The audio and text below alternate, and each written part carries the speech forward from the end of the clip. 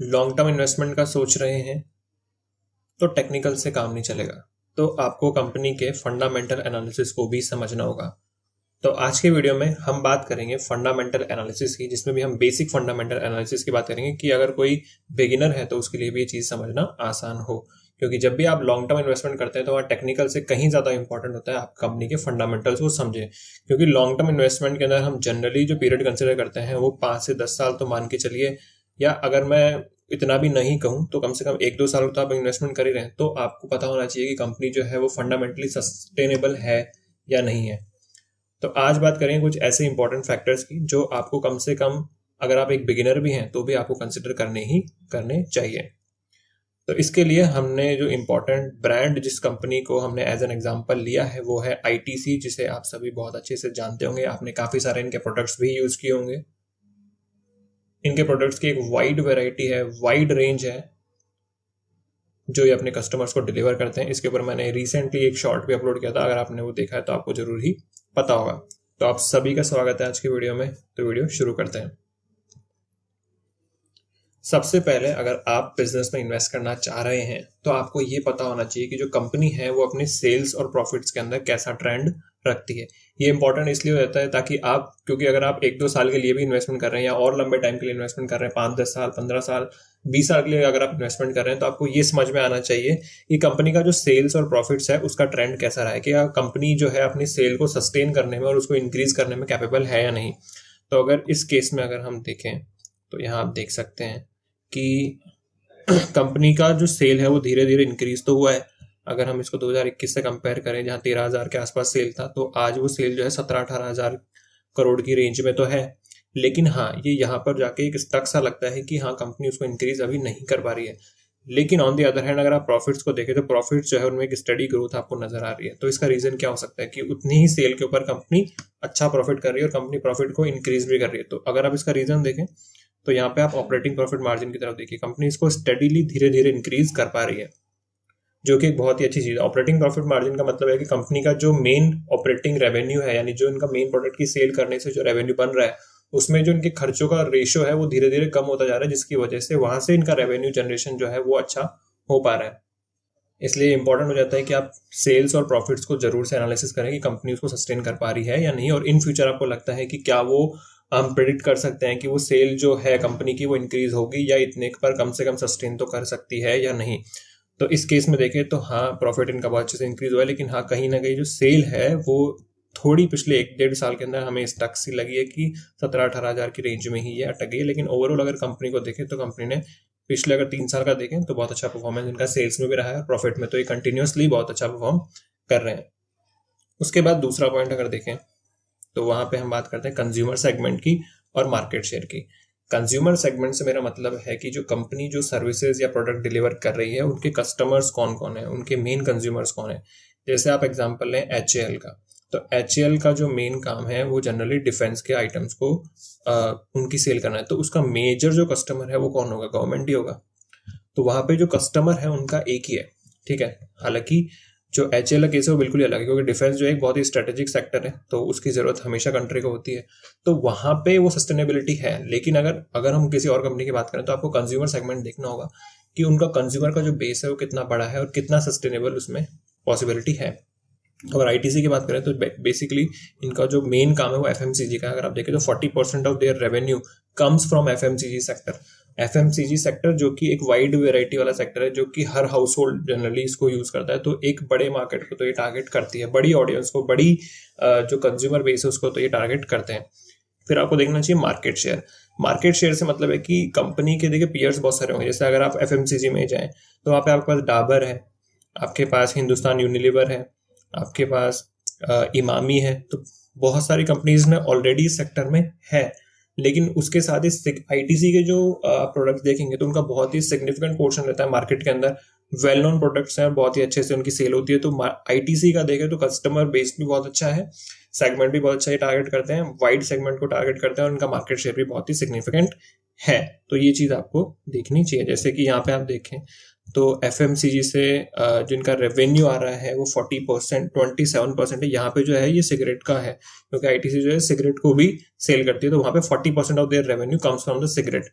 Brand, ठीक है। तो वैसे 27% रेवेन्यू आती है अदर्स, बाकी चीज़ों को देखें तो एग्रीकल्चर से 21% रेवेन्यू है, paper board, paper and packaging से भी लगभग 11% का रेवेन्यू कवर होता है। होटल इंडस्ट्री में भी है लेकिन इतना सिग्निफिकेंट नहीं है, 2% of their revenue comes from hotel industries, hotel businesses, okay.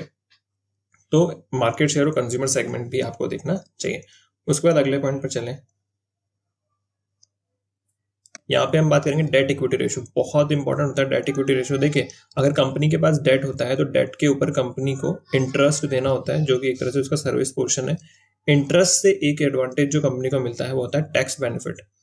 जो टैक्स है कंपनी को कम पे करना होता है, तो अल्टीमेटली जो इक्विटी शेयर होल्डर्स है उन्हीं की रेवेन्यू जो होती है वो बढ़ती है, क्योंकि अगर आप टैक्स कम देंगे तो जो प्रॉफिट आफ्टर टैक्स का जो पोर्शन है, मतलब जो टैक्स देने के बाद जो प्रॉफिट आपका बच रहा है, तो वो एक तरह से इंक्रीज होगा। इंक्रीज होने की वजह से आपकी जो इक्विटी शेयर होल्डर्स है उनकी वेल्थ भी इंक्रीज होती है। तो यहाँ तक तो ये चीज़ ठीक है, लेकिन एक हद तक ही डेट सही होता है। क्यों सही, ये बात मैं बोल रहा हूँ कि इसको आपको अगले पॉइंट में भी समझ में आएगा। क्योंकि डेट के ऊपर जो पोर्शन इंटरेस्ट होता है ये एक तरह से करंट जो है लाइबिलिटी का पोर्शन होता है, यानी कंपनी को हर साल एनुअली आपको ये पे करना पड़ेगा। आपकी वर्किंग कैपिटल का एक सिग्निफिकेंट पोर्शन इंटरेस्ट में जा सकता है अगर आपका डेट इक्विटी रेशियो जो है आइडियल नहीं है। वहीं अगर आप इसी केस में देखें तो यहाँ पे आप देखिए इक्विटी जो है वो आपके रिजर्व्स और आपके शेयर कैपिटल से मिलकर बनी है, लगभग 70 करोड़, आप 70,000 करोड़ आप मान सकते हैं। वहीं डेट का जो पोर्शन, जो बोरोविंग्स है, वो ओनली 306 करोड़ रुपीस की ही आपकी बोरोविंग्स है, यानी डेट इक्विटी रेशियो में कंपनी के पास डेट बहुत ही कम है। तो एक तरह से डिसएडवांटेजियस पोजीशन यहाँ ये होती है कि इनको टैक्स बेनिफिट थोड़ा कम मिलता है।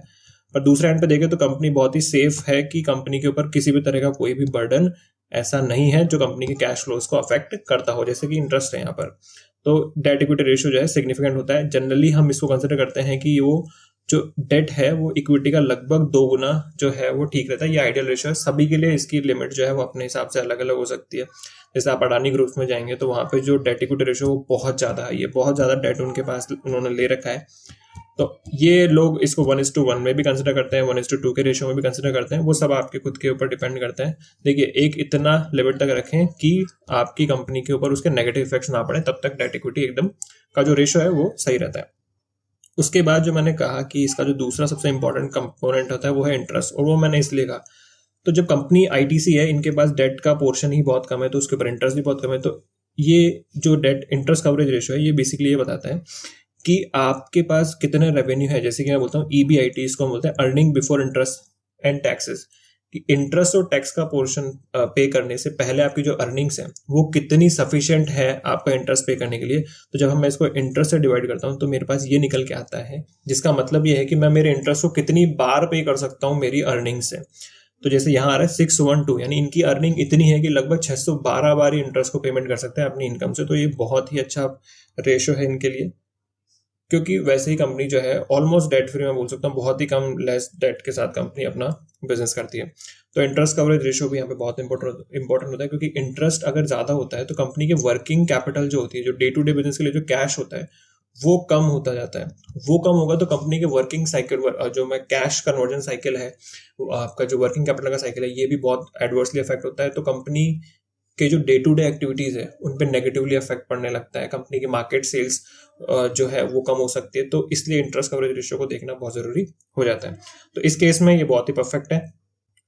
उसके बाद नेक्स्ट पॉइंट पे चले तो वो होता है रिटर्न ऑन इक्विटी। देखिए, ultimately you are also going to invest, आप भी इन्वेस्ट कर रहे हैं as a equity share, या आप इन्वेस्ट कर रहे हैं कंपनी के शेयर्स आप बाय करने वाले हैं। तो आपको ये तो देखना पड़ेगा कि इन्होंने अभी तक क्या रिटर्न्स अपने शेयर होल्डर्स को दिए हैं। तो जैसे यहाँ पे आप देखिए, रिटर्न ऑन कैपिटल एम्प्लॉयड के अंदर डेट प्लस इक्विटी दोनों इंक्लूड होता है, क्योंकि कैपिटल जो है वो डेट के फॉर्म में भी लगती है और इक्विटी के फॉर्म में भी लगती है। लेकिन अगर आप इक्विटी से इन्वेस्ट कर रहे हैं सिर्फ, तो आपको रिटर्न ऑन इक्विटी देखना चाहिए कि जैसे यहाँ पे 29% रिटर्न इन्होंने दिया, जो कि बहुत ही बढ़िया रिटर्न है। अगर शेयर होल्डर्स की नजर से देखा जाए तो बहुत ही अच्छा रिटर्न है कंपनी जो डिलीवर कर रही है अपने शेयर होल्डर्स को। अब ये निकालते कैसे कि जो भी आपकी अर्निंग्स हुई है, आपकी अर्निंग्स को आप कंपनी के शेयर कैपिटल से डिवाइड कर दीजिए। यही जो है इसको हम रिटर्न ऑन इक्विटी बोलते हैं। तो अगर आईटीसी के केस में देखा जाए तो ये बहुत ही अच्छा रेशियो मेंटेन करते हैं, 29%। ये बहुत ही सिग्निफिकेंट है, बहुत ही अच्छा रेशियो है। तो आईटीसी तो है, अगर आप देख सके, अगर आपको पता हो तो देखिए अभी ये शेयर 449 पे चल रहा है। लगभग 2 से 3 साल पहले ये शेयर 150 रुपए के आसपास हुआ करता था, 150 या 180 रुपए के आसपास होता था। अभी ये शेयर ऑलमोस्ट 3 टाइम्स हो चुका है अपनी 3 साल पुरानी प्राइस है, तो ये बहुत अच्छा रिटर्न तो इन्होंने जनरेट करके दिया है, बहुत अच्छा पोटेंशियल भी इस कंपनी में है। हालांकि इस वीडियो में हम जो बात कर रहे हैं वो सिर्फ फंडामेंटल एजुकेशन पर्पज से बात कर रहे हैं कि आपको समझ में आना चाहिए एनालिसिस कौन से और किस तरह से करने हमें चाहिए।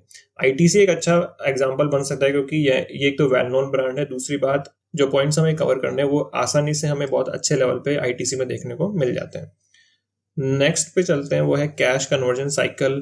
तो कैश कन्वर्जन साइकिल का मतलब ये होता है कि आपने, देखिए इसको यहाँ से समझिए कि जब आपके पास इन्वेंट्री आती है, आप माल परचेज करते हैं, उसके बाद उसको आप आउटपुट में कन्वर्ट करते हैं और सेल करते हैं। सेल करने के बाद आप अपने डेटर से पैसा लेते हैं, पैसा लेने के बाद वो कैश आता है, फिर कैश से वापस आप माल खरीदते हैं, फिर सेल होती है, फिर कलेक्शन होता है, फिर कैश आता है। तो ये जो साइकिल है इसे हम कैश कन्वर्जन साइकिल बोलते हैं। कि आपके पास जब आपने अपने सप्लायर्स को पेमेंट किया, उसके बाद से लेकर जब आपके पास वापस अपने बायर्स से पैसा आएगा, उसको हम कैश कन्वर्जन साइकिल बोलते हैं। ये इंपॉर्टेंट क्यों होता है? क्योंकि जब एफएमसीजी कंपनीज होती है, एफएमसीजी कंपनीज रेगुलर बेसिस के ऊपर बहुत ही शॉर्ट टाइम के अंदर अपना माल बनाती रहती है और बेचती रहती है, रेगुलर सप्लाई करती रहती है।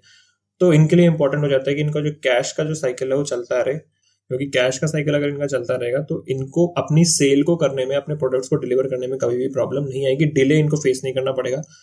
यहाँ पे ये इंपॉर्टेंट होता है कि आप इस कंपनी का ना देख के इसे कंपेयर करें, इसे इसके पीयर्स के साथ कंपेयर करें, तब आपको समझ में आएगा कि हाँ, कि अपने पीयर्स से ये बेटर पोजीशन में है या नहीं है, एफिशिएंट है या नहीं। तो अगर ओवरऑल इस कंपनी के बेस पे देखें तो इन्होंने इंप्रूव किया है, 129 से लेकर के 105 है, जो कि बहुत अच्छी बात है कि आपका जो कैश कन्वर्जन साइकिल है आप 105 पर ले आए, यानी लगभग 3 टाइम्स आप 3.5 टाइम आप कैश को कलेक्ट करते हैं। एक मतलब 3 या 3.5 साइकिल आपके जो है 1 साल के अंदर होता है। इस चीज का सबसे इम्पोर्टेंट जो आपको ध्यान देने वाली बात है वो ये है कि आपको इसे पीयर्स के साथ कंपेयर करना चाहिए कि पीयर्स का जो रेशियो है वो कितना है, जो नंबर ऑफ डेज उनका जो कैश कन्वर्जन साइकिल है उसको कंपेयर करें आप अपनी कंपनी से जिसमें आप इन्वेस्ट कर रहे हैं। फिर आप एक अच्छे कंक्लूजन पे पहुंच सकेंगे कि आपके लिए कैश कन्वर्जन साइकिल जो आपकी कंपनी है वो एफिशिएंट है या नहीं है। उसके बाद जो लास्ट पॉइंट पे मैं बात करूंगा वो है book value to market value. Generally लोग इसे कंसिडर नहीं करते, पर मैं स्पेसिफिकली कंसिडर करता हूँ book value to market value. Reason बताता हूँ। अगर आप देखें तो आज के टाइम पे इंडेस आप फॉलो करते हैं, इंडेस के अंदर जो जनरली सारे एसेट्स और लाइबिलिटीज होती है उनका वैल्यूएशन फेयर वैल्यू पे होता है। फेयर वैल्यू मतलब जो उनकी एक्चुअल मार्केट वैल्यू भी होती है उसके इक्विवेलेंट वैल्यू के ऊपर हम लेके चल रहे होते हैं। और जो बुक वैल्यू निकलती है वो भी ऐसे निकलती है कि जो भी कंपनी की नेटवर्थ है, या मैं कहूँ नेट असेट्स आती है, उन नेट असेट्स को जब आप total number of equity share से डिवाइड करते हैं, नंबर ऑफ इक्विटी शेयर्स जब आप डिवाइड करते हैं तो जो वैल्यू निकलती है वो बुक वैल्यू होती है। तो ये वैल्यू जो होती है मोस्टली रिफ्लेक्ट करती है कंपनी की करंट पोजीशन को, ठीक है। वहीं जो मार्केट वैल्यू होती है, हालांकि मार्केट वैल्यू का सिग्निफिकेंस थोड़ा अलग है, क्योंकि मार्केट वैल्यू में फ्यूचर पोटेंशियल्स जो होते हैं वो भी इसमें इंक्लूड होते हैं। अगर लगता है आपको कि फ्यूचर में कंपनी बहुत अच्छा कर सकती है तो आज ही उसकी वैल्यू जो है ना इंक्रीज हुई हुई आपको मिलेगी। तो मार्केट वैल्यू से बुक वैल्यू का रिलेवेंस तो वैसे तो आप उनको लिंक नहीं कर सकते, पर हाँ इसका जो इंपॉर्टेंस है वो ये रह जाता है कि इनका डिफरेंस कितना है। कि जैसे यहाँ आप देखें तो बुक वैल्यू से मार्केट वैल्यू जो है वो लगभग 8 गुना ज्यादा है। 8 गुना ज्यादा है, मतलब आज जो कंपनी की बुक वैल्यू है उससे 8 गुना ऊपर कंपनी का क्या चल रहा है, मार्केट प्राइस चल रहा है। जैसे अब यहाँ देखें 55 है, अगर आप कंपनी के शेयर्स की वैल्यू देखें तो बुक वैल्यू के हिसाब से जो है 55 है, लेकिन कंपनी का शेयर कितने में चल रहा है 449 के ऊपर, तो आप देख सकते हैं। तो ऐसे तो ये बहुत हाई है, लेकिन यहाँ पे इंपॉर्टेंट ये होता है कि आप सबसे पहले तो उसको पीयर्स के साथ कंपेयर करें, क्योंकि पहली बात तो ये सेक्टर है एफएमसीजी, जो कि एक बहुत ही अच्छा सेक्टर होता है, वाइड रेंज ऑफ कस्टमर्स है और नेवर एंडिंग है। अगर आप अच्छी क्वालिटी को मेंटेन करते हैं, अच्छी प्राइस के ऊपर डिलीवर करते हैं, तो आप जो है एक बहुत अच्छी कंपनी इसमें बन सकते हैं, स्टेबल कंपनी आप यहाँ पे हो सकते हैं। तो ये एडवांटेज का सभी पीयर्स को भी, सारे कंपटीटर्स के पास भी है या नहीं, आपको ये भी देखना होगा। तो इस रेशो का इंपॉर्टेंस ये है कि आपको इसको कंपेयर करना चाहिए पीयर्स के साथ। वैसे यहाँ पे लिखा भी है कि इसको आपको पीयर्स के साथ कंपेयर करना चाहिए, पहली चीज सबसे इंपॉर्टेंट होती है। अगर उनके साथ भी सेम ही सिचुएशन है कि उनका भी अगर price to book value same है तो ये बहुत अच्छी बात है। वरना जनरली जो मैं अगर मेरा एनालिसिस बोलूँ तो मैं 2 to 4 टाइम्स तक अगर मैं जाता हूँ, अगर जनरली रहता है किसी कंपनी का रेशो, तो वो मैं उसको अच्छा कंसिडर करता हूँ। क्योंकि ज़्यादा अगर ऊपर हो जाता है, जैसे आप अडानी के शेयर्स में देख लो, अडानी के शेयर्स में जो उनकी वैल्यू है, मार्केट वैल्यू है, वो बुक वैल्यू से कहीं गुना ज़्यादा है। और कई गुना मतलब 10-20 गुना भी नहीं, लगभग 100-200 गुना ज़्यादा है उनकी वैल्यू उनके मार्केट प्राइस से जो पहले थी। हिंडनबर्ग की रिसर्च रिपोर्ट जो आई थी उससे पहले जो उनकी वैल्यू थी वो 100 से 200 गुना ऊपर थी कई कंपनीज के अंदर। तो हालांकि वैसे मार्केट वैल्यू और सेल्स वैल्यू बिल्कुल डिफरेंट है। मार्केट वैल्यू फ्यूचर पोटेंशियल को, फ्यूचर प्रॉफिट की जो एक्सपेक्टेशंस और प्रेडिक्टेबिलिटी होती है उनको भी अपने अंदर एनकैश करके चलती है। लेकिन इस रेशो का बहुत ज़्यादा होना जो है एक तरह से ये सिग्निफाई करता है कि जो शेयर्स हैं वो ओवर प्राइस हो सकते हैं, ओवर वैल्यूड हो सकते हैं। वहीं अगर ये रेशो कम होता है या मैं कहूँ कि मैनेजेबल होता है, ज़्यादा इनमें गैप नहीं होता, तो हम जनरली उसको अंडर वैल्यू भी कंसिडर कर सकते हैं या फेयर प्राइस पे भी कंसिडर कर सकते हैं। ये मेरा मानना है। ये देखिए पर्सनली है कि आप शायद इसको कंसिडर ना करें या करें भी, पर मुझे लगता है कि ये एक बहुत ही सिग्निफिकेंट रेशो होता है। अगर शेयर को ओवर प्राइस या अंडर प्राइस अगर आपको देखना है तो बुक वैल्यू से मार्केट वैल्यू का कंपैरिजन बहुत इंपॉर्टेंट होता है। लेकिन साथ ही इंपॉर्टेंट है कि आपको पीयर्स के साथ, कंपेटिटर्स के साथ देखना चाहिए कि अगर उनके अंदर भी सिमिलर पोजीशन है तो फिर ठीक रहता है। अदरवाइज ज़्यादा हैवी रेशो होना, मतलब ज़्यादा वैल्यू होना यहाँ पे, ये मुझे लगता है कि ठीक नहीं रहता। क्योंकि अगर मार्केट में कभी भी कोई भी नेगेटिव सेंटिमेंट्स आते हैं तो मार्केट में बहुत ही, तो इस कंपनी के अंदर पर्टिकुलरली आपको ज़्यादा डाउनफॉल देखने को मिल सकता है, ऐसा मेरा पर्सनली मानना है। आप मेरी बात से कंप्लीटली डिसएग्री भी कर सकते हैं, दैट्स कंप्लीटली फाइन। तो यहाँ पे आज की वीडियो में हमने ये कुछ पॉइंट्स को डिस्कस किया जो कि बहुत ही इंपॉर्टेंट थे। अगर आपको लगता है कि मुझे कुछ और पॉइंट्स भी इसमें इंक्लूड करना चाहिए या किसी और पॉइंट के ऊपर मुझे स्पेसिफिकली आपको वीडियो में बताना चाहिए, तो मुझे कमेंट सेक्शन में जरूर बताइएगा ताकि मैं उनके ऊपर सेपरेटली वीडियो बना दूं। बाकी मुझे लगता है कि ये बहुत ही इंपॉर्टेंट पॉइंट्स थे जो आपको कंसिडर करने चाहिए। ऐसे ही मैंने पी रेशियो के ऊपर भी एक वीडियो अपलोड किया था, अगर आप चाहें तो उसको भी जाके देख सकते हैं। मैं लिंक इसका डिस्क्रिप्शन में मेंशन कर दूंगा। इसके थ्रू भी आप शेयर की जो वैल्यूएशन है उसका बहुत अच्छे से पता लगा सकते हैं, क्योंकि वैल्यूएशन के लिए बहुत ही अच्छा इंडिकेटर होता है पीई रेशो। बाकी मैंने कुछ बहुत ही इंपॉर्टेंट पॉइंट्स थे, कुछ बेसिक पॉइंट भी थे जो कि एक बिगिनर भी है तो वो भी इनको बहुत अच्छे से देख सकता है, समझ सकता है। तो अगर आप ये करते हैं तो आपका एनालिसिस बहुत अच्छा होगा। उसके साथ ही टेक्निकल्स भी जरूरी होते हैं आपको समझना अगर आप शेयर मार्केट में आते हैं तो। लेकिन हाँ, वो डिपेंड करता है आपके टेन्योर के ऊपर कि आप कितना लंबा इन्वेस्टमेंट करने की सोच रहे हैं। अगर आप ज़्यादा इन्वेस्टमेंट करें तो आपको सिर्फ फंडामेंटल समझनी चाहिए। अगर फंडामेंटली कंपनी स्ट्रांग है तो टेक्निकल चाहे कुछ भी हो, कोई प्रॉब्लम उसमें नहीं होती है। तो आज के लिए इतना ही। आपका जो भी फीडबैक रहेगा मुझे कमेंट सेक्शन में जरूर बताइएगा। तो मिलते हैं नेक्स्ट वीडियो के अंदर। Thank you so much.